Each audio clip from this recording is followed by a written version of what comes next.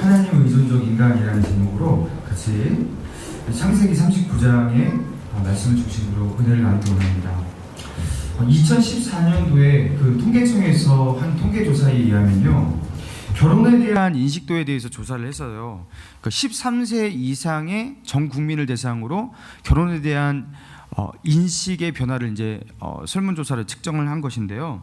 자, 결혼을 꼭 해야 한다고 생각하냐라는 이 질문 앞에서 해도 좋고 하지 않아도 좋다라고 생각하는 그 응답한 비율이 38.9%가 되었대요. 그리고 결혼은 하지 않는 것이 좋다 또는 하지 말아야 한다고 하는 사람도 2%가 나왔습니다. 그래서 전 국민 중에서 41%의 사람들이 결혼은 필수가 아니다, 해도 되고 안 해도 되고, 그리고 하지 않아야 한다고 생각한다, 심지어 이렇게 생각하는 사람들이 거의 그 50%에 가깝게 그렇게 늘었던 것입니다. 이게 2002년도의 조사에 의하면 27.2%가 이렇게 생각했었대요. 해도 되고 안 해도 되고, 결혼은 필수가 아니라고 생각하는 비율이 27.2%. 근데 10년의 그 세월이 지나서 2014년도가 되니까요, 이게 거의 40%가 넘어가게 된 거예요. 지금은 어떨까요? 지금은 아마 더 늘었을 것입니다.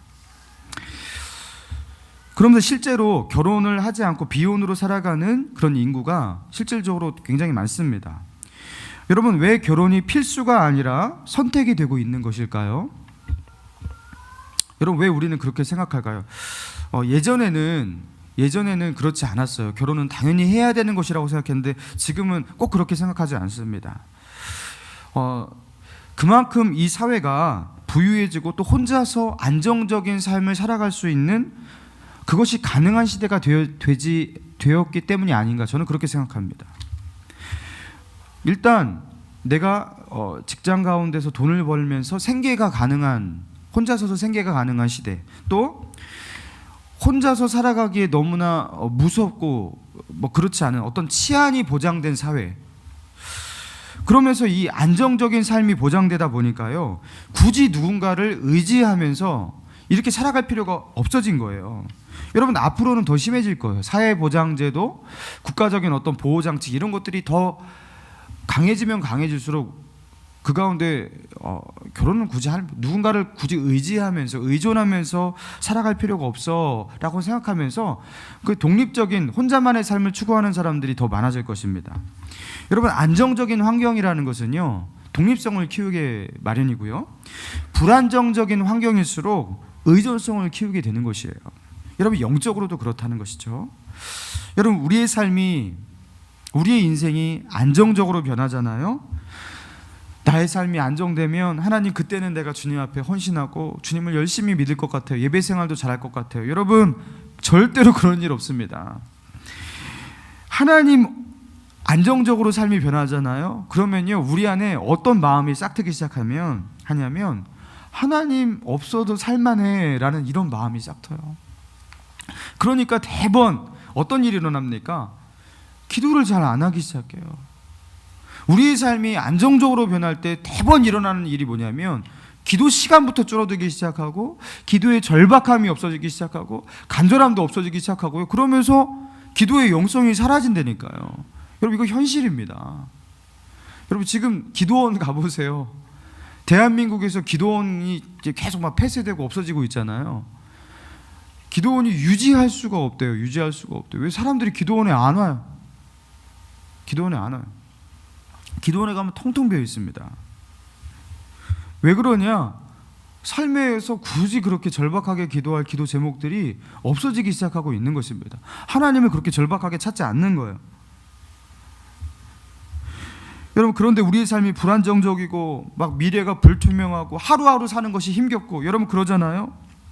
그리고 누군가를 의존하고 의지할 수 있는 어떤 기대고 비빌 언덕이 삶 가운데 없잖아요.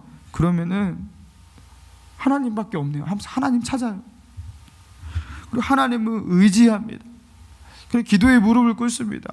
여러분, 그러다가 하나님의 은혜 체험하고요, 하나님의 살아계심을 경험하게 되는 것이고요, 하나님과의 깊은 사랑에 빠지게도 되는 것이고, 여러분, 그러면서 하나님 의존적인 사람이 되는 것이죠. 여러분, 이거 부인할 수 없어요. 그 누구도. 자, 그렇다면 여러분이 만약에 하나님이에요. 여러분이 만약에 하나님이, 근데 여러분이 하나님이라면 여러분 자신이 사랑하는 그 백성에게, 그렇죠? 그렇게 안정적이고 편안한 삶을 주시고 아무 문제도 없게 그렇게 만드시고, 여러분이 하나님이라면 그렇게 하시겠냐라는 거예요. 여러분, 하나님이 우리에게 문제를 주시고 그 문제를 때로는 해결하지 못하는 문제를 주시고, 심지어 기도를 해도 응답을 그 문제 가운데 받지 못하고, 우리 삶 가운데 늘 불안정적인 어떤 그런 삶을 허락하시는 이유, 다른 것이 아닙니다. 하나님도 아셔요. 우리가 아파하고 힘들어하는 것 아시고, 그 가운데서 우리를 위로도 하시고 우리를 격려하시지만, 하나님이 우리의 모든 문제를 다 해결하지 않으시고 때로는 결정적인 문제를 남겨두시는 이유, 다른 것이 아니에요. 우리가 하나님을 의존하는 사람이 되게 하시기 위해서 그러신 것입니다. 여러분, 오늘 본문에 이 요셉의 이 스토리를 통해서 우리가 간과하는 것이 바로 이것이거든요. 자, 오늘 본문을 보면요, 창세기 37장에서 요셉이 형들에게 인신매매를 당합니다. 그 가족들에게, 그 형들에게 배신을 당하고 이스마엘 상인에게 팔아버리잖아요. 여러분, 그러면서 이 요셉 이야기가 끊겼어요. 그러면서 유다와 다말 이야기가 창세기 38장에서 나왔잖아요. 그러면서 다시 이제 39장에서는 요셉이 어떻게 되었는지에 대해서 나오고 있는 거예요. 자, 2절을 한번 보겠습니다. 2절 우리 같이 읽습니다. 시작. 여호와께서 요셉과 함께 하심으로 그가 형통한 자가 되어 그의 주인 애굽 사람 집에 있으니. 자, 하나님께서 요셉과 어떻게 하셨다고 나옵니까? 함께 하셨다. 함께 하셨다. 자, 그런데 하나님이 요셉과 함께 하시는 것이, 그 함께 하심으로 나타나는 어떤 현상이, 야, 저 요셉이란 아이는 참 운이 좋은 아이야. 하는 일마다 참 잘 풀리는 것 같아. 정말 재수가 좋고 타이밍이 기가 막힌 것 같아. 막 이렇게 뭐 운이 좋은 아이야, 이 정도로 말할 정도의 그 수준으로의 형통이 아니었어요. 자, 3절 보니까요, 그의 주인이, 보디발을 말하는 거죠. 그의 주인이 여호와께서 그와 함께 하심을 뭐 했다고요? 보며. 불신자들도 인정할 정도였어요, 이거는. 그리고 또 여호와께서 그의 범사에 형통하게 하심을 보았더라. 여기서 보았던 주체가 누구냐면 보디발입니다. 이거는 불신자들도, 야, 저 사람에게는 어떤 신의 은총이 있고 저 사람이 섬기는 어떤 그 신이 저 아이와 정말 함께 하는 거다. 이거, 그게 아니면 설명이 될 수 없는 그 삶이 요셉의 삶 가운데 펼쳐졌던 거예요. 그러니까 그냥 운 좋고 잘 풀리는 그런 아이가 아니었다라는 것입니다. 자, 그래서 이 보디발이 결국에 어떻게 합니까? 요셉은요, 참 어린 나이였어요. 그리고 뭐 아무 연고도 없는 그냥 그 외국에서 온 노예였습니다. 그 노예에게 어떻게 하냐? 4절. 요셉이 그 주인에게 은혜를 입어 섬김에 그가 요셉을 가정 총무로 삼고 자기의 소유를 다 그 손에 위탁하니. 보디발이 요셉을 자기 가정의 총무로 삼고 모든 소유를 요셉에게 위탁까지 합니다. 자, 그러니까 이제 어떤 일이 일어납니까? 자, 5절 보니까요, 그가 요셉에게 자기의 집과 그의 소유물을 주관하게 한 때부터 여호와께서 요셉을 위하여 그 애굽 사람의 집에 복을 내리심으로 여호와의 복이 그 집과 밭에 있는 모든 소유에 미친지라. 하나님이 내리신 복이요, 이제는 보디발이 요셉에게 자기의 모든 소유를 맡기고 다 위탁하니까 요셉 아래에 있는 요셉이 하는 그 모든 일에 축복을 내리시는데, 보디발도 요셉과 더불어서 이렇게 축복을 받는 거예요. 여러분, 하나님께서 어떤 사람을 축복하시기로 작정하시고 하나님 눈에 들면은 하나님은 이런 은혜를 주십니다. 그 사람에게, 그 사람을 믿고 신용하고 또 그 사람을 축복하는 또 다른 삼자까지 축복할 정도로 하나님이 내리시는 그 축복의 파장력이 이렇게 넓어지는 거예요. 자, 그러면서 이 요셉은요, 무지하게 축복받은 사람이 되는 거예요, 한마디로. 여러분, 그러면서 우리가 볼 때 참 그 창세기에서 가장 흐뭇하고, 야, 참 이런 인생이 펼쳐졌으면 좋겠다 하는, 야, 너무나 보기에 좀 흐뭇한 그 장이 여러분 뭡니까? 지금 창세기 38장 아니에요. 그리고 우리 자녀들에게 가장 읽어주고 싶은데 어디예요? 창세기 38장이에요, 여러분. 저도 그렇습니다. 야, 너도 요셉과 같이 되라. 하는 일마다 여호와께서 함께 하심으로 형통하고, 여기서 함께 하심으로 범사에 형통하고, 여호와께서 그에게 은혜를 주시고 뭐 그를 위하여 복을 내리시고. 여러분, 이거 계속 나와요, 요새. 그렇죠? 여러분, 우리가 가장 악마하는 거 아닙니까? 여러분, 그런데 우리가 간과하는 게 있어요. 이 냉정하게 요셉의 이 스토리를요, 정확하게 이 상황을 살펴보자라는 거예요.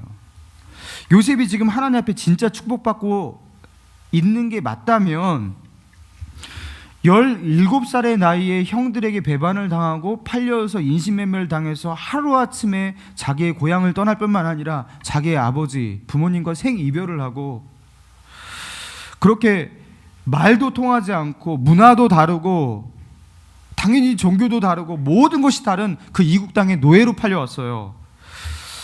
여러분, 그 노예 생활을 그 어린 나이에 하면서 부모와 고향을 떠나 생이별하고 자유를 빼앗긴 그 삶을 살아가는 그 요셉에게 진짜 기도 제목, 자기의 가장 큰 소원이 뭐겠냐라는 거예요. 요셉의 가장 큰 기도 제목이 뭐고 소원이 뭐겠냐라는 거예요. 보디발의 집에서 잘 되는 게 소원이겠어요? 저도 이거를 못 봤어요. 근데 이 묵상하다가 저도 발견한 거예요. 여러분, 그의 가장 큰 기도 제목이 뭐겠어요? 이거 당연한 거 아니에요, 이거? 우리가 38장에 유다와 다말 이야기 하면서 뚝하니 갑자기 39장 시작하니까 요셉은 형통했구나, 잘 됐구나, 그냥 이제부터는 그냥 잘 되고 있구나 이렇게 생각하는데 여러분, 그게 아니라는 거예요. 지금 하나님은요, 결정적으로 요셉에게 가장 큰 아픔, 요셉의 가장 큰 아킬레스건, 요셉의 가장 간절한 그의 기도 제목, 그의 깊은 상처, 그거 해결해 주지 않고 그 외의 것들만 하나님께서 축복하고 계시다라는 거예요. 여러분, 요셉은요, 아무리 여기서 보디발의 집에서 축복을 받고 일이 잘 풀리고 형통해봤자 그는 어떤 존재입니까? 신분이 뭐예요? 노예입니다. 아무리 잘 돼도 그는 자유가 없는 노예고요. 자기의 발로 이 집을 벗어나서 자기의 인생을 개척하고 선택할 수 없고 자기의 부모님 찾아, 고향 찾아 갈 수도 없는 노예예요, 노예. 아무리 잘 돼도. 여러분, 요셉이 이 어린 나이에 그렇게 열심히 성실하게 일하고 보디발의 눈에 들도록 그렇게 열심히 살아갔던 이유가 어쩌면 그런 거 아니겠습니까? 보디발의 눈에 들어서 열심히 일하면 어느 날, 그렇죠? 그 노예의 신분으로 있던 그 요셉에게 야, 그냥 네 자유를 찾아가 하면서 그렇게 할까봐, 그래서 부모님 찾아가는 그날 기다리면서 여러분 그렇게 열심히 일하지 않았겠습니까? 얼마나 그 부모님 찾아가고 싶었겠어요. 자유를 갈구했겠어요. 보디발의 집에서 잘 되는 것, 그거는요, 사실 어떻게 보면 요셉의 안중에도 없는 일이고 그것만을 소원하면서 그렇게 매일같이 눈물로 기도했을 거라고요. 여러분, 그런데 하나님은 어떻게 요셉에게 은혜를 주시냐면, 요셉의 그 간절한 그 기도 제목, 요셉이 가지고 있는 그 가장 큰 아킬레스건, 요셉이 가지고 있는 가장 큰 그 상처, 그 절박한 문제, 그 하나는 응답하지 않으셔요. 그것만큼은 허락하지 않으셔요. 그리고 그 외의 것들 가운데서 하나님은 요셉을 위로하시고 축복하고 계시는 것입니다. 여러분, 요셉에게 주신 이 형통, 그와 함께 하심, 이건 도대체 뭘 의미하는 것입니까? 이때 아니, 가장 바라는 것은 응답하지 않으시는데 이게 도대체 무슨 의미냐라는 것이에요. 여러분, 5절의 말씀 같이 한번 읽어볼까요? 자, 5절입니다. 시작. 그가 요셉에게 자기의 집과 그의 모든 소유물을 주관하신 때부터 여호와께서 요셉을 위하여 그 애굽 사람의 집에 복을 내리심으로,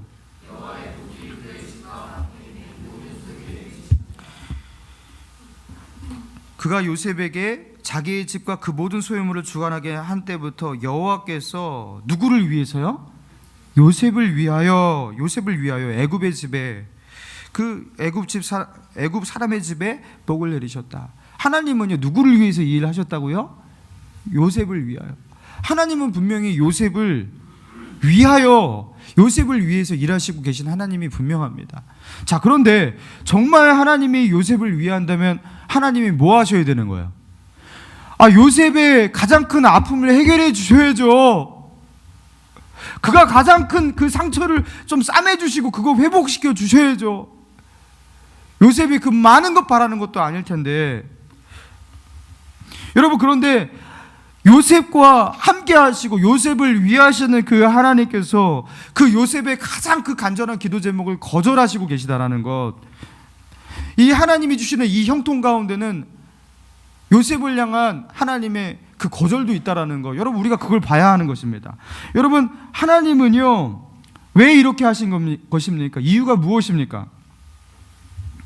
하나님은 요셉이 행복한 가정을 이루고 다시 고향 땅에 가서 그의 아버지 야곱과 재회하고 만나서 그 스라에서 살고 자기 마음 가운데 있는 가장 큰 상처가 회복되어서 다시 온전한 가정을 이루고 노예 생활 가운데서 벗어나갖고 자유를 찾고, 여러분 이러면서 다시 안정적인 삶을 회복하고 옛날로 돌아가는 그것보다 하나님은요 비록 비정상적인 삶이지만 그에게는 너무나 사무치고 힘들고 어려운 문제이겠지만 요셉이 그 어려운 문제를 부둥켜 안고서 하나님을 의존하고 의지하고 하나님을 바라면서 살아가는 그런 하나님 의존적 인간으로 만들기 위해서 그에게 있어서 가장 결정적인 문제는요 그대로 그렇게 놔두셨다는 것입니다.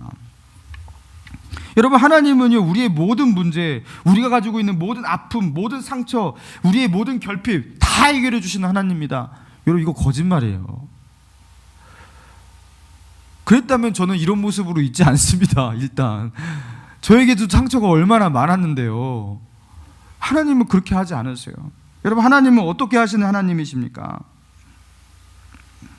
내가 너의 문제 다 해결해 줬으니까, 너희가 기도 제목 다 해결해 줬으니까, 그러니까 이제 나 사랑해, 이렇게 말씀하지 않으세요. 하나님은 어떻게 하십니까? 우리의 결정적 문제를 남겨두시면서 그러면서 우리에게 뭘 계획하시냐면 하나님을 간절히 붙들고 하나님을 의지하고 또 그 속에서 하나님께 무릎 꿇고 하나님을 찾는 그 기도의 사람, 하나님을 의지하고 의존하는 그 사람으로 그렇게 남겨두십니다. 그래서 하나님을 찾는 사람이니까 하나님이 어떻게 하는 거예요? 하나님이 그와 함께 하시는 거예요. 그리고 하나님께서 그와 함께 하실 수 있는 그 영성과 믿음과 하나님을 의존하는 그런 마음을 그렇게 갖게 만드시는 거예요. 사랑하는 여러분, 우리를 향한 하나님의 계획은 우리가 잘 먹고 잘 사는 게 아니라는 것을 아셔야 됩니다. 우리를 향한 하나님의 계획은 무엇이에요? 우리가 하나님과 함께하는 사람이 되는 거예요. 함께하는 사람, 하나님을 붙들고 의지하고 놓지 않는 하나님 의존적 인간, 여러분 그런 사람이 되게 만드시는 것, 그게 하나님의 계획인 줄 믿습니다. 하나님께서 우리에게 뭐 로또 같은 거 그거 못 주시겠어요? 하나님께서 뭐 힘이 없어서 그거 못 하셔서 안 하시겠어요? 이유가 있다라는 거예요. 하나님에게는 그게 하나님의 목적이 아니라는 거예요. 여러분, 마태복음 18장 3절에 예수님께서 이렇게 말씀하셨습니다. 이르시되 진실로 너희에게 이르노니 너희가 돌이켜 어린아이들과 같이 되지 아니하면 결단코 천국에 들어가지 못하리라. 너희가 돌이켜 어린아이들과 같이 되지 아니하면 결단코 천국에 들어가지 못하리라. 많은 분들이 이 본문을, 이 말씀을 오해합니다. 어린아이들과 같이 된다라는 것이 의미가 순수해야 된다, 그냥 맑고 깨끗해야 된다, 영혼이 맑아야 된다, 막 이런 식으로 바라보는 분이 계신데요, 예수님은 그렇게 말씀하신 게 아니에요. 여기서 어린아이와 같이 되지 아니하면, 여기서 어린아이와 같이 된다는 것은 뭘 말하는 거냐면요, 어린아이의 순수함과 착함을 말하는 게 아니에요. 예수님은 어린아이가 착하다, 순수하다라고 여기는 어떤 성경 구절 전혀 없습니다. 성경 전체에 들여봐도요. 어리서부터 악함이니라, 여러분 이런 말씀은 있어요. 나면서부터, 태어나면서도 악하다, 이런 말씀은 있어도 어린아이가 순수하다, 착하다 이런 본문은요 성경 어디에도 없어요. 여기서 예수님께서 말씀 어린아이와 같이 되지 아니하면 무엇을 의미하는 거냐면 어린아이들이 가지고 있는 의존성을 말하는 것이에요. 어린아이의 특징이 무엇입니까? 부모를 의존하죠. 부모에게 기대고, 그죠? 부모에게 의존하지 않으면 아무것도 못 하잖아요. 당장 오늘 아침에 아침밥도 아이들은 못 먹잖아요. 아빠 밥 줘, 엄마 밥 줘 그러잖아요. 왜 저에게 아빠 밥 줘가 나왔을까요? 이상하네요. 엄마 밥 줘가 당연히 나왔어야 되는데, 예, 아이들은 부모를 이렇게 의지하고 의존한다고요. 여러분, 그래서 예수님께서는 어린아이와 같이 되지 아니하면 뭘 말씀하시는 거냐면 하나님을 의지하고 의존하고, 그렇게 어린아이와 같이 하나님 없으면 나는 아무것도 못합니다, 나는 그렇게 연약한 존재입니다 라는 이 고백이 바로 천국으로 들어가는 문이고 열쇠라는 것입니다. 여러분, 그래서 하나님은요, 요셉의 가장 큰 상처를 근본적으로 치유하고 그거를 해결해 주시지는 않으셨어요. 대신에 하나님은 요셉에게 어떤 선물을 주셨냐면 하나님을 떠나서는 절대로 살 수 없는 존재, 그 누구도 의지할 수 없는 그 존재, 그런 상황을 요셉에게 허락하셨어요. 그래서 하나님 빼면 시체인 사람, 여러분, 그게 요셉에 베푸신 하나님의 은총이었습니다. 여러분, 2절의 말씀 보세요. 여호와께서 요셉과 함께 하심으로 그가 형통한 자가 되어, 이렇게 나오죠. 그 3절에 보세요. 그의 주인이 여호와께서 그와 함께 하심을 보며 여호와께서 그의 범사에 형통케 하심을 또 보고, 5절, 그가 요셉에게 자기의 집과 모든 소유물을 주관하게 한 때부터 여호와께서 요셉을 위하여 복을 내리시고 복이 미친지라, 막 이렇게 나가잖아요. 여러분, 요셉이 똑똑해서 그렇게 되었더라. 여러분, 여기 그렇게 나와 있습니까? 요셉의 성실함과 그의 싹싹함과 책임감과 근면 성실함이 그의 삶 가운데 그런 은혜를 베풀었더라. 요셉이 너무나 지혜로워서 그가 눈에 띄었더라. 여러분, 이런 구절이 전혀 나와 있지 않습니다. 성경은 다 오로지 어떻게 해석합니까? 여호와께서 그에게 주신 그 형통함이 있었다. 그리고 그 형통함이라는 것은 그 심적인 형통함이었는데 다른 사람들이 누가 봐도 알아볼 수 있을 정도였다, 이렇게 말하고 있습니다. 그러니까 요셉은요, 하나님 빼면 시체인 사람으로 하나님께서 만들었던 거예요. 늘 요셉은 뭔 일을 할 때마다 하나님을 경외하는 어떤 표가 그에게, 그의 행동 가운데 나타났고, 기도하고 의존하는 모습이 어떤 삶의 양태 속에서, 행동 속에서 나타났을 거예요. 그러면서 야, 이상하게 쟤는 이상하게, 여러분, 뭔가가 달라, 이런 것들이 보였던 것이죠. 하나님 빼면 시체인 사람. 여러분, 바이킹 아시죠? 유럽 봉건 사회 속에서 그 바이킹이 그 침략하고 막 했잖아요. 바이킹은 한마디로 해적입니다. 여러분, 이 바이킹과 유럽 봉건 제도의 그 상관성을 여러분 아십니까? 바이킹은요, 그 당시에 한 그 2세기가량 한 150년 정도 유럽 전역을 휩쓸고 다녔어요. 배를 타고 다니면서, 그 노르만족이잖아요. 배를 타고 다니면서 얘네들이 처음에는 해변에 이렇게 정박하면서 그 해변의 마을을 침략하고 약탈하고 막 그랬거든요. 마을에 불 지르고. 자, 그런데 얘네들이 이제 거기에서 그치지 않고 해변에서 이제 육지까지 거슬러 올라가고요, 내륙까지 침범하면서 약탈하고 빼앗고 노예로 삼고 막 그럽니다. 그러니까 이 바이킹 때문에 유럽 전역에 몸살을 앓게 돼요. 그래서 생존과 이런 것들이 보장을 받지 못하게 된 것입니다. 그런데 그 당시에는요, 유럽의 나라들이 지금과 같은 어떤 중앙 집권적인 국가를 이루지 못한 시대였어요. 지금과 같은 뭐 프랑스, 영국, 뭐 이런 독일, 이런 나라가 형성되지 않은 시대였어요. 그래갖고 이 사람들이 자기네들의 그 안전을 보호하기 위해서 어떻게 했냐면, 그 당시에 대부분 농민들이었죠. 농부들. 그 농부들이 서로 돈을 모읍니다. 그리고 그 돈을 모아서 그 돈을 가지고 어떻게 했냐면, 싸움 잘하는 그 전사들을 찾아가서 이 돈 줄게, 우리를 지켜주시면 안 될까요? 하면서 자신들의 그 치안을, 그렇죠? 어떤 그 자신들을 보호해 줄 수 있는, 적들로부터 자신들을 보호해 주는 그 안전장치를 그들에게 부탁을 한 거예요. 그러면서 그 전사들이 당신들이 이렇게 우리에게 준다면 당신들을 보호해 주겠어 하면서 그 보호를 하다가 이것이 체계화되고 이것이 발전되면서 이게 바로 봉건 제도로 바뀐 거예요. 봉건 영주가 자기 치하에 있는 사람들을 보호하고 대신에 그들로 하여금 그 소작을 하게 하고 그것을 일부를 받고, 이게 봉건 제도로 그렇게 발전한 것입니다.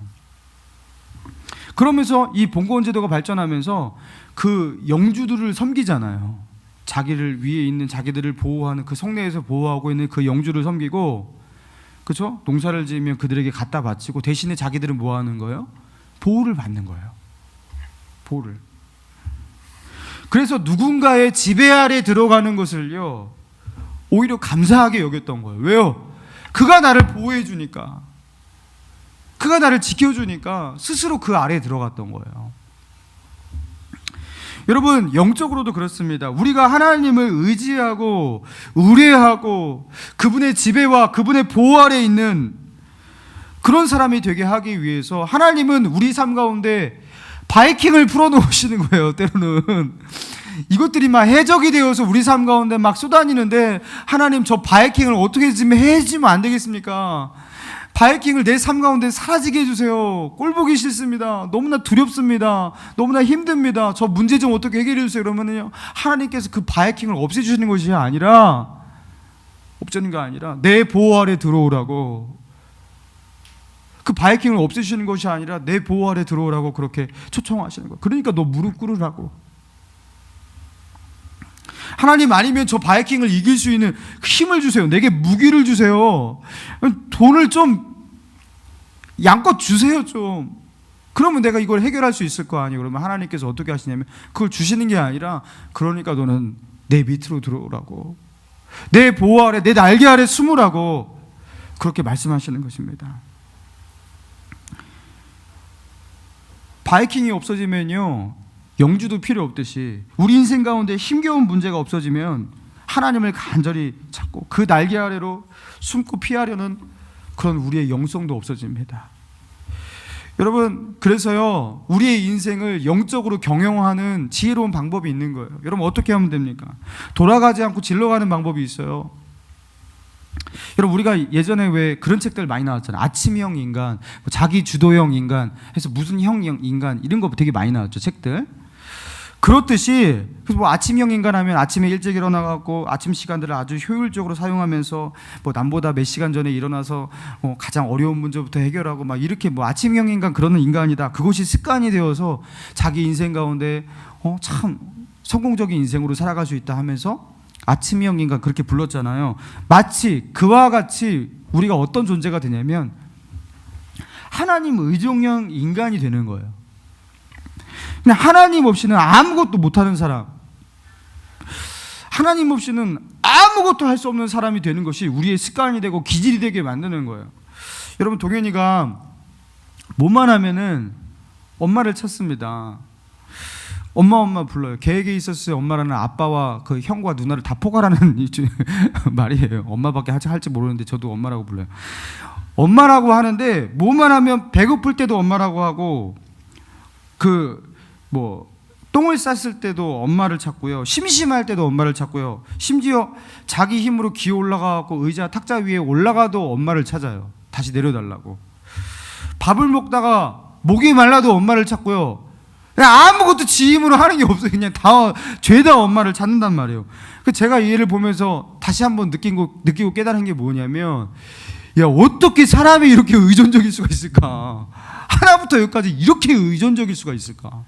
그 어느 것도 자기가 하는 게 없어요. 여러분, 우리가 하나님 앞에서 하나님 다 해주세요, 난 아무것도 안 할게요, 이건 아니겠지만, 이런 어린아이처럼 하나님을 의지하고 의존하는 사람, 뭐만 하면 주님, 나는 주님 없이는 아무것도 할 수 없습니다. 주님이 은혜가 아니면 나는 이 하루를 살아갈 수가 없습니다. 우리의 작은 문제 앞에서도 주님의 뜻이 무엇입니까? 주님을 의지합니다. 여러분, 이것이 버릇처럼, 습관처럼, 이것이 우리의 기질이 되고, 여러분, 이것이 우리의 그 의존성이 우리의 마음 가운데 박혀 있는 것이 되어서, 정말 누가 봐도 저 사람은 하나님 빼면, 예수님 빼면, 주님 빼면 그 사람에게는 아무것도 남는 것이 없어. 그렇게 만들 만큼, 여러분, 주위의 사람들을 그렇게 알 만큼, 여러분, 그렇게 하나님 의존형 인간이 되는 거예요. 여러분, 그거 연습하셔야 됩니다. 연습하셔야 돼요. 하나님 없이는 나는 아무것도 할 수 없습니다. 여러분, 이거 연습하셔야 돼요. 여러분, 창세기 5장 24절에 에녹에 대한 기사가 이렇게 표현되어 있어요. 에녹이 하나님과 동행하더니 하나님이 그를 데려가심으로 세상에 있지 아니하더라. 에녹이 하나님과 동행하더니 하나님이 그를 데려가심으로 세상에 있지 아니하라. 하나님께서 죽음을 보지 않고 하늘나라로 데려가신 두 사람 중에 한 명, 에녹과 엘리야, 그 한 명이 에녹 아니겠습니까? 여러분, 그런데 에녹이 하나님과 동행했다라는 이 말이 너무나 모호해요. 나도 이것 좀 해보고 싶은데 이 말이 구체적으로 어떤 의미인지, 정말 에녹이 살았던 삶의 기사가 좀 성경에 구체적으로 적혀 있었다면 얼마나 좋았을까 싶습니다. 그러면 그것 좀 흉내 좀 내볼 텐데, 제가 한번 찾아봤어요. 에녹이 하나님과 동행하더니라는 이 동행이라는 말이 어떤 뜻일까? 제가 찾아보니까 하라크, 히브리 원어 하라크, 걷다라는 뜻이 걷다. 그러니까 하나님과 함께 걷다를 우리나라 말로 동행했다라고 이렇게 번역을 했던 것입니다. 하나님과 함께 걸었어요. 그러니까 에녹은 하나님과 함께 걷는 인생을 살았어요. 함께, 혼자 걷지 않았다라는 거예요. 그러니까 하나님과 함께 걷는데, 그럼 어떤 형태로 걸었을까? 걷는 것도, 함께 걷는 것도 여러 가지 형태가 있잖아요. 같이 어깨 공무하고 친구같이 걸을 수도 있고, 그렇죠? 이렇게 떨어져서 걸을 수도 있잖아요. 그렇죠? 떨어져서, 그렇죠? 남남처럼 걸을 수도 있는 거고, 그렇죠? 이렇게 손 붙잡고 걸을 수도 있고, 그리고 기대면서 걸을 수도 있고, 여러분 여러 가지 걷는 형태가 있을 거 아니에요. 여러분, 에녹이 하나님과 하라크했는데 그 하라크가 어떤 형태로 하라크를 했을까? 어떻게 했겠냐라는 거예요. 어떻게? 어린아이와 같이 했겠죠. 어린아이가 아빠의 손을 붙잡고 의지하면서 이거 손 놓으면 아빠 안 돼 하듯이, 그렇게 하나님을 의존하고 의지하면서 그 손 놓치면 나 죽는 것 같이 생각하면서 그렇게 하나님의 손을 붙잡고 그렇게 걷지 않겠습니까? 그런 하라크 아니겠습니까? 당연히. 그리고 그렇게 철저하게 하나님을 의지하고 의존하면서 주님의 손을 꼭 붙잡고 절대로 놓지 않겠다 하면서 걷는 그 하라크를 매일매일 실천하는 그 애굽의 삶을 살다가 보니까 하나님께서 이제 너는 그냥 천국까지 같이 가버리자 하면서 그냥 그대로 가신 거 아니겠습니까? 여러분, 하나님이 우리에게 원하시는 것이 바로 이런 것이라는 거죠. 하나님을 향한 철저한 의존성. 주님의 손 붙잡고 나는 절대로 놓지 않겠습니다. 사랑하는 여러분, 하나님을 의지하길 바랍니다. 하나님을 의지합시다. 그리고 옆에 있는 분에게 우리 이렇게 고백했으면 좋겠어요. 이렇게, 주님 빼면 나는 시체입니다. 우리 한번 고백해 봅시다. 네. 여러분, 이게 진짜 고백이어야 돼요. 저는 하나님 빼면 내 인생에 남는 것이 아무것도 없습니다. 저는 시체입니다. 주님의 손 놔 놓으시면 저는 인생 끝장입니다. 여러분, 이런 마음으로 하나님과 동행할 수 있는, 하나님과 하락하는 저와 여러분 되기를 주님의 이름으로 축원합니다. 우리